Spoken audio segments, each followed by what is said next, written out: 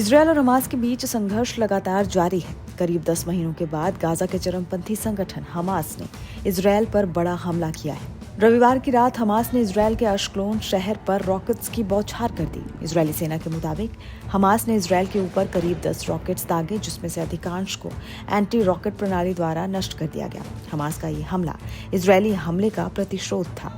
हमले की जो तस्वीरें सामने आई हैं, उन तस्वीरों में रॉकेट कई ऊंची अपार्टमेंट इमारतों के पास टकराता हुआ नजर आ रहा है।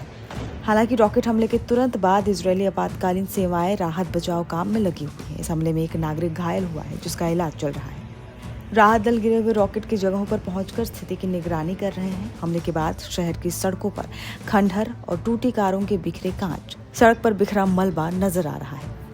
बता दें, इसराइल ने पिछले महीने हमास के साथ अपना युद्ध विराम खत्म कर दिया था और फिर हमास पर हवाई और जमीनी हमले शुरू कर दिए थे। इजरायली सेना ने 19 मार्च को घोषणा की थी कि उसने गाजा के मध्य और दक्षिणी हिस्सों में एक नया जमीनी ऑपरेशन शुरू किया है। अब दोनों पक्ष एक दूसरे को युद्ध विराम वार्ता में विफलता के लिए जिम्मेदार ठहरा रहे हैं। हमले के तुरंत बाद इजरायली सेना ने एक्स पर एक नया आदेश जारी किया, जिसमें मध्य गाजा पट्टी के डेर अल बलाह शहर के कई जिलों के नागरिकों को अपने क्षेत्रों को छोड़ने के निर्देश दिए गए हैं।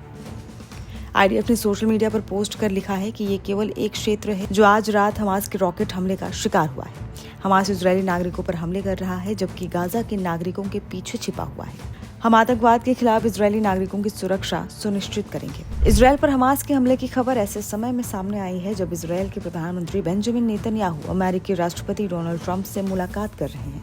ट्रंप के तीसरे कार्यकाल में नेतन्याहू की व्हाइट हाउस में ये दूसरी बैठक होगी। बताते चले, इजरायल और हमास के बीच चरणबद्ध युद्ध विराम समझौता 18 मार्च को टूट गया, जब इजरायल ने दूसरे चरण में जाने से इनकार कर दिया और गाजा पर हवाई और जमीनी हमले फिर से शुरू कर दिए। इजरायल और हमास के बीच ये संघर्ष विशेष रूप से 2023 से तेज हो गया, जब हमास ने इजरायल के दक्षिणी क्षेत्रों में बड़े पैमाने पर हमले किए थे। हमास ने 7 अक्टूबर 2023 को दक्षिणी इजरायल में अपने हमले के दौरान 251 बंधकों का अपहरण कर लिया। इन हमलों के बाद इजरायल ने गाजा पट्टी में व्यापक सैन्य अभियान शुरू किया था। यह युद्ध दोनों पक्षों के लिए भारी मानव और संपत्ति नुकसान का कारण बना है। फिलिस्तीनी और इजरायली नागरिकों की जानें गई हैं और ये संघर्ष अभी तक शांतिपूर्ण समाधान की तरफ नहीं बढ़ सका है। इस संघर्ष में विभिन्न अंतर्राष्ट्रीय कूटनीतिक प्रयास किए गए हैं, लेकिन युद्ध विराम और स्थायी शांति की दिशा में कोई निर्णायक प्रगति नहीं हो पाई है।